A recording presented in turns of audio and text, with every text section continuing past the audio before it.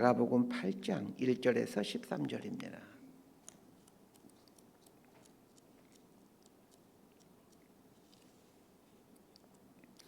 마가복음 8장 1절에서 13절까지 말씀 번갈아 가면서 읽습니다. 제가 먼저 읽겠습니다. 그 무렵에 또 큰 무리가 있어 먹을 것이 없는지라 예수께서 제자들을 불러 이르시되 내가 무리를 불쌍히 여기노라. 그들이 나와 함께 있은지 이미 사흘이 지났으나 먹을 것이 없도다. 만일 내가 그들을 굶겨 집으로 보내면 길에서 기진하리라. 그 중에는 멀리서 온 사람들도 있느니라.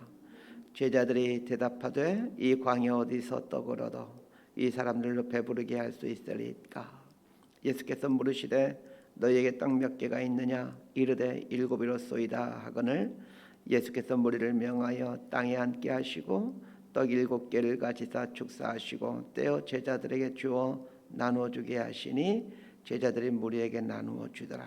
또 작은 생선 2마리가 있는지라. 이에 축복하시고 명하사 이것도 나누어 주게 하시니 배불리 먹고 남은 조각 7강주리를 거두었으며 사람은 약 4,000명이었더라. 예수께서 그들을 흩어 보내시고 곧 제자들과 함께 배에 오르사 달마누다 지방으로 가시니라. 바리새인들이 나와서 예수를 힐난하며 그를 시험하여 하늘로부터 오는 표적을 구하거늘 예수께서 마음속으로 깊이 탄식하시며 이르시되 어찌하여 이 세대가 표적을 구하느냐? 내가 진실로 너에게 이르노니 이 세대에게 표적을 주지 아니하리라 하시고 13절 함께 읽습니다. 그들을 떠나 다시 배에 올라 건너편으로 가시니라. 아멘. 성경을 보면 예수님을 믿는 것이 쉬운 것처럼 보여지는 본문도 있고 또 반대로 어려워 보이는 본문도 있습니다. 예를 들면 수고하고 무거운 짐진 자들아 다 내게로 오라. 내가 너희를 쉬게 하리라. 나는 문이니 누구든지 나로 말미암아 들어가면 구원을 받고 또는 들어가며 나오며 꼴을 얻으리라. 이런 구절을 보면 예수님을 믿는 것이 참 쉬워 보이기도 합니다. 수고하고 무거운 짐진 자란 우리 모두를 말합니다. 그런데 우리 모두에게 다 내게로 오라. 내가 너를 쉬게 하리라. 이렇게 말씀하는 것은 예수님께 오기만 하면 모두가 구원을 받고 풍성한 복을 누리는 것처럼 보여집니다. 나는 문이니 누구든지 나로 말미암아 들어가면 구원을 받고라는 요한복음 말씀도 마찬가지입니다. 예수님이 문이기 때문에 누구든지 그 문으로 들어갈 수가 있다는 겁니다. 이런 구절들은 분명 모든 사람들에게 그리고 아무나 예수를 믿을 수 있다라는 것을 보여줍니다. 반면에 이런 구절도 있습니다. 좁은 문으로 들어가라. 멸망으로 인도하는 문은 크고 그 길이 넓어 그리로 들어가는 자가 많고 생명으로 인도하는 문은 좁고 길이 협착하여 찾는 이가 적음이라. 이런 구절을 보면 예수를 믿는다는 것은 좁은 문이고 협착한 길이어서 찾는 이가 적다라고 말하고 있습니다. 그렇다면 예수를 믿는다는 것은 어려운 일입니까? 쉬운 일입니까? 예수를 믿는다는 것은 처음에는 분명 넓고 쉬운 길입니다. 아무나 예수 믿을 수 있습니다. 아무나 예수 믿을 수 있기에 저 같은 사람도 예수를 믿게 되었습니다. 그러나 신앙생활의 처음은 쉽고 넓지만 갈수록 좁아지는 길입니다. 길이 넓다라는 말은 많은 사람이 함께 갈 수 있다라는 말이고 길이 좁고 협착하다라는 말은 홀로 가야 하는 길이다라는 말입니다. 그런 면에서 신앙생활은 누구나 갈 수 있는 넓은 길이지만 궁극적으로는 홀로 가야 하는 길입니다. 예수님 앞에 나 홀로 세워놓고 살아가는 여정이 신앙생활입니다. 홀로 서야 되는 고독이 필수이기에 예수님께서는 생명으로 인도하는 문은 좁고 협착하다라고 말씀하신 겁니다. 우리의 신앙이 예수님 앞에 홀로 서 있는 신앙을 갖게 될 때 그때부터 우리는 진짜 그리스도인이 되어갈 수 있습니다. 많은 성도들과 함께 신앙생활을 하고 있지만 본질적으로 신앙은 예수님 앞에 홀로 서 있는 것입니다. 이 함께함과 홀로함의 신비를 모르면 위선적이고 이중적인 종교인이 되어갑니다. 오늘 본문은 통상 칠병이어로 불리는 기적입니다. 오늘 본문에 나오는 칠병이어 기적이 언제 누구를 대상으로 행해진 기적이라는 것을 보는 것이 본문을 해석하는 첫걸음일 것 같습니다. 언제 어디에서 칠병의 기적이 있었는가를 보십시다. 마가복음만 봐서는 이 칠병의 기적이 이루어진 장소와 시점이 어디인지 알기가 쉽지 않습니다. 칠병의 기적을 다루고 있는 마태복음을 보게 되면 이 칠병의 기적을 행한 시점과 장소에 대해 보다 더 정확하게 알 수 있습니다. 마태복음 15장에 보면 칠병의 기적에 앞서서 기록하고 있는 내용이 귀신 들린 딸을 가진 가나안 여인이 예수님께 찾아와서 딸에게 들어온 귀신을 쫓아내달라는 이야기입니다. 가나안 여인의 이 간구에 대해 예수님은 자녀의 떡을 취하여 개들에게 던짐이 마땅하지 아니하니라 라는 말씀으로 이제 이 여인을 시험하시죠. 그러자 옳습니다. 개들도 주인의 상에서 떨어지는 부스러기를 먹나이다 하면서 겸손하게 예수님 앞에 엎드리자 예수님께서 가나안 여인의 딸을 고쳐주십니다. 이 사건이 일어났던 장소가 두로와 시돈 지역이었다라고 말해주고 있습니다. 두로와 시돈 지역에 계시던 예수님이 갈릴리 호수로 오시게 됩니다. 이때 많은 사람들이 예수님을 따라옵니다.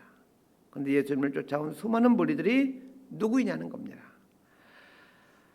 상당 부분은 이 두로와 시돈 쪽에 거주하던 이방인들이었습니다. 갈릴리 지역은 이스라엘 땅이지만 적지 않은 이방인들이 거주하고 있는 지역이기도 합니다. 그래서 갈릴리를 가리켜 이방의 갈릴리여 이런 표현이 등장하기도 하죠. 두로와 시돈 쪽에서 돌아오신 예수님은 잠깐 갈릴리 지역에 계시다가 바로 이어서 갈릴리 호수 동편인 데가볼리 지역으로 이동하시게 됩니다. 오늘 본문의 칠병이어 사건은 데가볼리 지역에서 일어난 일입니다. 이제 이런 배경을 알고 오늘 본문 속으로 들어가 보십시다. 자, 1절에서 3절까지 말씀 함께 읽습니다. 시작. 그 무렵에 또 큰 무리가 있어 먹을 것이 없는지라 예수께서 제자들을 불러 이르시되 내가 무리를 불쌍히 여기노라 그들이 나와 함께 있은지 이미 사흘이 지났으나 먹을 것이 없도다. 만일 내가 그들을 굶겨 집으로 보내면 길에서 기진하리라. 그 중에는 멀리서 온 사람들도 있느니라. 자, 1절에 나오는 큰 무리란 누구입니까? 두로와 시돈 지역에서 온 상당수의 이방인들과 갈릴리에 있는 사람들입니다. 위에서도 말했지만 갈릴리 지역은 이방의 갈릴리라는 말처럼 말이 이스라엘이지 실은 유대인들로부터 천시받고 있는 지역이었습니다. 그렇다면 오늘 본문에 나오는 무리들이란 이방인들과 그리고 천시받는 갈릴리 사람들이라는 것을 알게 됩니다. 예수님 앞에 있는 무리들의 상당수가 두로와 시돈 지역에서 온 이방인들이라는 것은 예수님의 말씀에서도 엿볼 수 있습니다.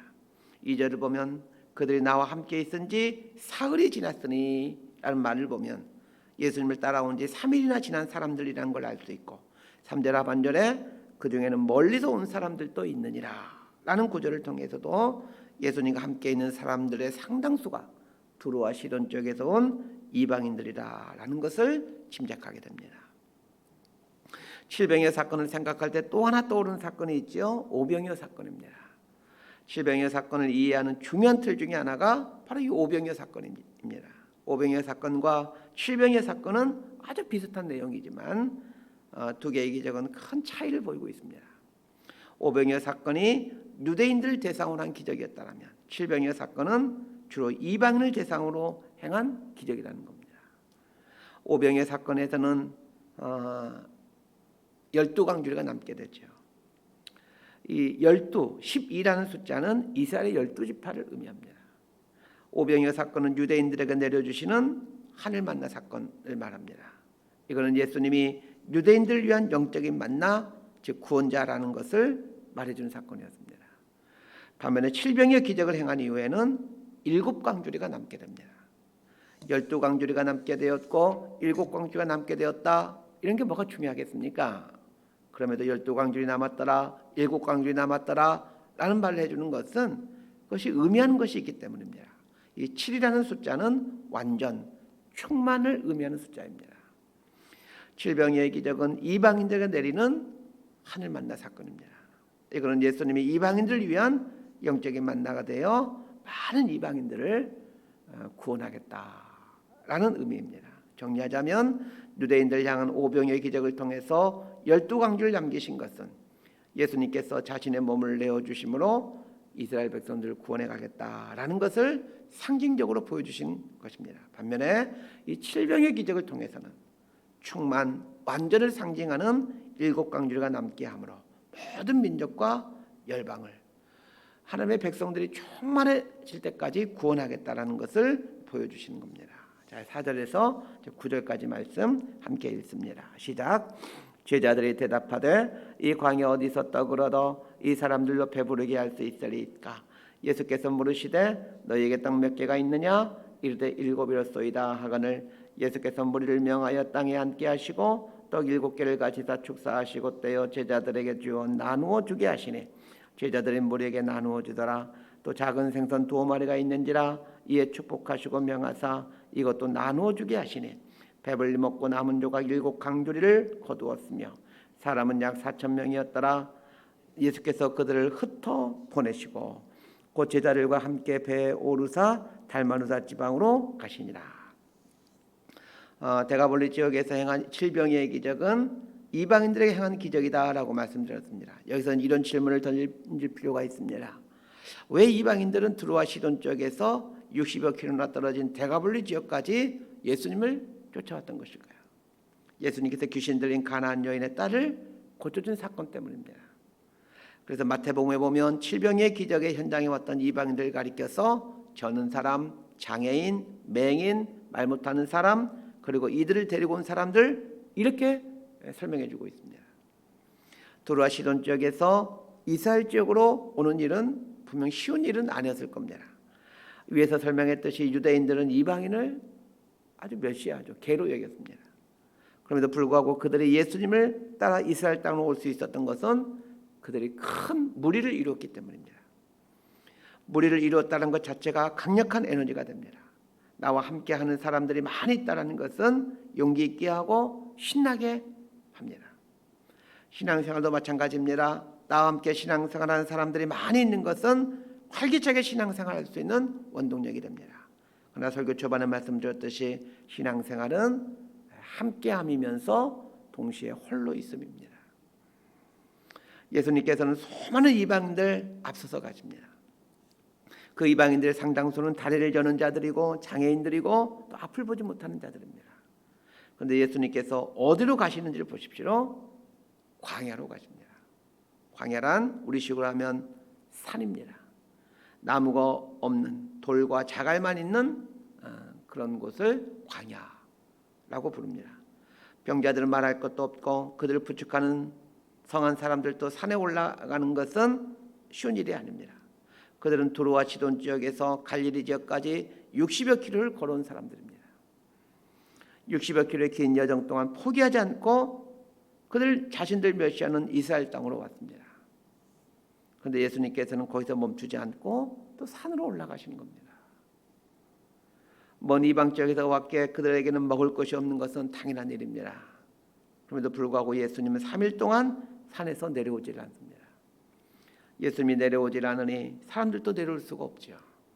그래서 예수님이 거기서 질병의 기적을 행하시게 됩니다. 자, 그런데 이제 꼭 기억해야 될 것이 있습니다. 질병의 기적을 경험한 사람들은 3일 동안이나 배고픔을 참은 채 예수님과 함께 있었던 사람들이라는 겁니다. 두로와 시돈 지역에서 귀신 들린 딸을 고치는 것을 본 사람들은 큰 무리가 되어 예수님을 따랐습니다.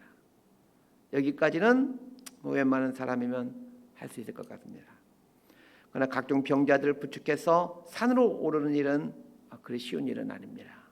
거기서 그치지 않고 3일 동안이나 굶주림으로 예수님과 함께 있어야 되는 것은 더더욱 어려운 일입니다. 예수님은 누구나 쉽게 열고 들어올 수 있는 낮고 넓은 물입니다. 그러나 그분이 주시는 참 생명을 경험하는 삶은 주님 앞에 홀로 있음의 시간을 가질 때입니다. 예수님은 질병의 기적을 행하시기 전에 자신과 3일 동안 함께 있었던 사람들을 말하면서 나와 함께 있은 지 이미 사흘이 지났다라는 말씀을 해주십니다. 예수님과 이 3일이라는 숫자는 뗄래야 뗄 수 없는 숫자이죠. 예수님께서 죽으시고 3일 동안 무덤에서 계시게 됩니다. 그런 의미에서 본다라면 이방인들이 이스라엘 땅으로 와서 그것도 병자들이 오르기 어려운 산에 올라서 굶주림으로 견뎌낸 3일은 자신을 죽여가는 기간이었습니다. 마치 예수님이 십자가에 달리시고 3일 동안 무덤에 계심으로 온전한 죽음을 경험해 가셨듯이 이방인들이 이스라엘 땅에 산에 올라와 3일을 굶주린 채 있는 것은 자기 자신을 향해 부인해가는 기간이요 또 죽어가는 기간이었던 것입니다. 자신을 향하여 죽어가는 이 3일은 사람들과 함께 있지만 실은 예수님 앞에 홀로 있는 시간입니다. 도대체 난 여기서 뭐 하고 있는 것인가? 도대체 예수의 입에서 나오는 저 말들과 나는 무슨 상관이 있는가? 내 앞에 서 있는 저 예수는 도대체 누구인가? 그리고 예수의 말은 나와 무슨 상관이 있는가를 되묻고 되물어갈 수밖에 없었습니다. 이것이 주님 앞에 홀로 있음의 모습입니다. 신앙생활은 성도들과 함께하는 것이지만 계속해서 예수님 앞에 홀로 자신을 세워놓는 것입니다. 이렇게 자신을 예수님 앞에 홀로 세워갈 때 어느 순간 자신에 대해 부인하게 되고 자신에 대해 죽게 됩니다. 예수님께서 보리떡 7개와 물고기 2마리를 갖고 축사하십니다. 이 모습은 최후의 만찬을 연상케 합니다. 예수님이 주신 떡은 예수님의 몸을 의미합니다. 마찬가지입니다. 3일 동안 자신에 대해 부인하며 죽어가는 것을 경험한 이방인들에게 예수님은 떡을 떼서 축사하시고 나누어 주십니다. 그렇게 함으로 그 예수님의 몸을 먹는다라는 것이 무엇인지를 경험해 가도록 하십니다. 그렇다면 신중하게 한번 생각해 보십시다. 예수님께서 3일을 굶주린 이방인들에게 7병의 기적을 행하시고 자신의 몸을 의미하는 떡을 떼어 주셨다면 오늘 우리들의 삶에도 동일하게 예수님께서 당신의 몸을 떼어 주시지 않으시겠습니까? 그러나 알아야 될 것은 예수님의 몸인 생명양식이 우리 삶에 들어오기 위해서는 예수님과 함께 그분 안에서 3일간의 굶주림, 자신을 부인해가는, 자신에 대해 죽어가는 삶을 살아야 된다는 것입니다. 왜 오늘날 우리 그리스도인들이 예수님과의 신비한 연합을 경험해가지 못하는 것입니까? 예수님과 함께 굶주림을 견뎌내는 이 3일의 삶이 없기 때문입니다. 교회 공동체를 이루어 성도들과 함께 신앙생활은 하지만 그러나 주님 앞에 자신을 세워놓는 진지한 성찰은 하지 않습니다. 그러하기에 우리에게는 예수님이 내 안에서 생명으로 능력으로 사시게 하는 이 영적인 공간이 마련되지 않습니다. 예수님 앞에 홀로 서 있는 3일의 굶주림을 두려워하지 마십시오. 이런 굶주림의 과정이 우리 영혼을 공복 상태로 만들어 예수님으로 충만하게 만들어줍니다. 예수님께서는 7병의 기적을 통해 자신의 몸을 나누어주고 무리들을 흩어보내십니다. 9절 하반절을 보면 예수께서 그들을 흩어보내시고 라고 나와 있습니다. 무리가 되어 예수님을 따랐던 이방인들을 예수님은 흩어보내심으로 무리로 살아가게 하는 것이 아니라 하나님 앞에 홀로 되어 살아가도록 하십니다. 무리가 되어 예수님 앞에 왔지만 그리고 무리를 지어 신앙생활을 하지만 신앙의 지향점은 그분 앞에 홀로 서 있는 것입니다. 그리고 세상을 향하여 홀로 나아가는 것입니다. 말씀 정리합니다. 두로와 시돈 쪽의 이방인들이 예수님을 따라 이스라엘 지경 안으로 들어왔습니다. 예수님께서는 그 옛날 하나님께서 출애굽한 이스라엘 백성들에게 시내산에서 십계명을 주심으로 당신의 백성 삼아 주신 것처럼 그리고 얼마 전 산상수훈을 통해서 유대인들을 천국 백성으로 불러주신 것처럼 이방인들을 대가볼로에 있는 한 산으로 데리고 올라가심으로 그들을 천국 백성으로 불러주십니다. 그렇게 함으로 모든 사람들이 천국 백성이 되어가게 하십니다. 예수님은 모든 사람들에게 천국 백성이 될 수 있도록 스스로가 낮은 분이 되셨습니다. 누구나 쉽게 열고 들어올 수 있는 넓은 문이 되셨습니다. 그러나 예수님이 내 안에 들어와 그분이 살게 하는 온전한 천국 백성이 되기 위해서는 예수님 앞에 영적 공복 상태로 홀로 있어야 되는 좁고 협착한 길을 지향해야만 합니다. 함께 예수님을 따라가십시다. 그러나 홀로 예수님 앞에 서 있을 줄 알아야 합니다. 그래야 그분과의 신비한 하나됨을 경험해 가게 됩니다. 예수님은 오늘도 우리에게 당신의 몸을 떼어 주심으로 연합하기를 원하고 계십니다. 예수님과 한 몸이 되어 가는 이 연합의 신비를 경험해 가는 저희 여러분의 삶이 될 수 있게 되기를 진심으로 소망하고 축복합니다. 기도하겠습니다. 이방인을 괴로 여기는 유대인들이 살고 있는 그 이스라엘 땅을 향해 길을 떠나고 있는 그 이방인 무리들을 생각해 봅니다. 병자들을 부축해야 되는데 그 긴 여정을 걸은 이방인들에게 예수님은 그들을 데리시고 산으로 올라 가십니다. 이해할 수 없는 행동들이지만 생명의 떡인 자신의 몸을 내어주시기 위해 영적인 공복 상태로 만들어 가시는 또 그 예수님의 의도를 생각해 봅니다. 힘들고 어려운 영적 공복을 두려워하지 않게 하시고 함께 신앙생활을 하지만 예수님 앞에 자신을 홀로 세워둠으로 예수님이 내 삶에 채워져 가고 충만해져 가는 이 신앙의 신비를 경험하는 복을 주옵소서. 그래야 예수님을 충만한 인생이 되어 세상으로 들어가 자신의 몸을 떼어주셨던 우리 예수님처럼 생명의 떡이 되어 날 나눠줄 줄 아는 이 생명의 삶을 살게 하여 주옵소서. 예수님의 이름으로 기도드리옵나이다. 아멘.